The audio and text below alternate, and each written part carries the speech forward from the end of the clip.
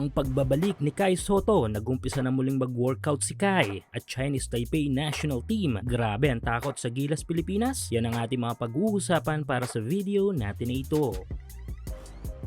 Sa pagbubukas ng taon ay dagok agad para sa ating basketball scene ang patuloy na nangyayari at isa na nga dito yung injury na natamo ng ating homegrown player na pag-asa sana natin upang magkaroon ng unang purong Pinoy sa NBA na si Kai Sotto. Dahil nga na-torn ng ACL nito kung kaya't sa ngayon ay napahinga ang ating pambato. Sayang, ito pa naman sana ang taon upang may boost ni Kai Ju ang kanyang performance para makakyat sa National Basketball Association. Dahil last year ay trinabaho talaga ng husto ito ni Kai kung saan ay naging isa siya sa top performer sa Japan B-League at naging isa din sa mga top players sa FIBA kung saan ay umabot pa nga sa point na top number 1 center player na ito sa FIBA Asia, which is good indication sana para muling magkaroon ng matinding interes ang mga NBA team scouts sa ating pambato. Kumbaga eto na ang hinog na Kai Sotto na matagal na nating inihintay. Kaso nga lang nitong pagbubukas ng taon ay sa isang iglap ay biglang nagbago ang lahat. Basically back to zero ang ating pambato sa pagbabalik nito muli sa laro. Dahil nga ACL ang naging injury ay medyo magkakaroon ng doubt ang ilang mga NBA team scouts para sa ating pambato unless kung ipoprove muli ni Kai sa kanila na kaya nitong lumaro muli ng normal na parang hindi nagkaroon ng injury at magawa muli ang nagawa nito last year. Ang small bright side sa pagkakaroon ng maagang ACL injury ng isang malalaro ay ang pag-trace na rin ng mga doktor sa mga possible injuries pa sa knee ng player dahil ito-check na rin ng mga ito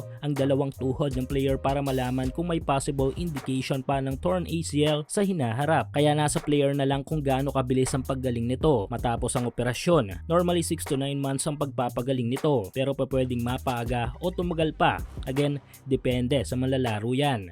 At good thing nasa side si Kai na pwedeng mapaaga dahil nito lang sa mismong update ni Kai sa kanyang official social media account ay maganda ang progress ng pagpapagaling nito matapos ang operasyon. Halos buwan pa nga lang ang nakakalipas ay eto na si Kai Ju ngayon. Nakakagala na indication na maayos na niya itong naigagalaw. Ongoing pa rin ang up to 6,000 pesos bonus na ipinamimigay ni 1x sa inyong first cash in. Hulaan kung sino ang mananalo sa laro sa PBA, NBA, FIBA o sa kahit anong liga ng basketball sa Asia. At kung tama kay magkakapera ka, kaya i-click lang ang link sa ating comment section at ilagay ang promo code na makikita nyo sa ibaba ng screen.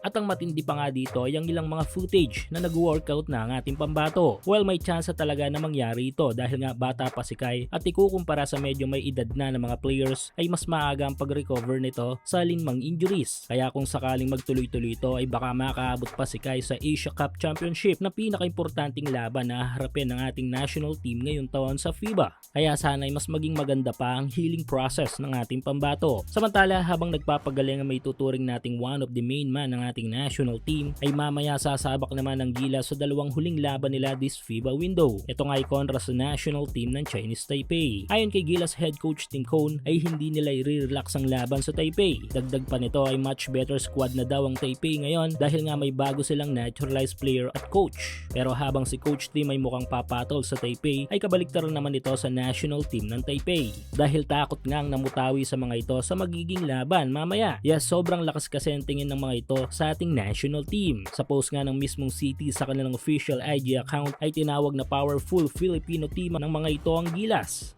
Mamaya ay ating abangan ang magiging laban ng Gilas Pilipinas sa Chinese Taipei para sa third FIBA window ng Asia Cup qualifiers.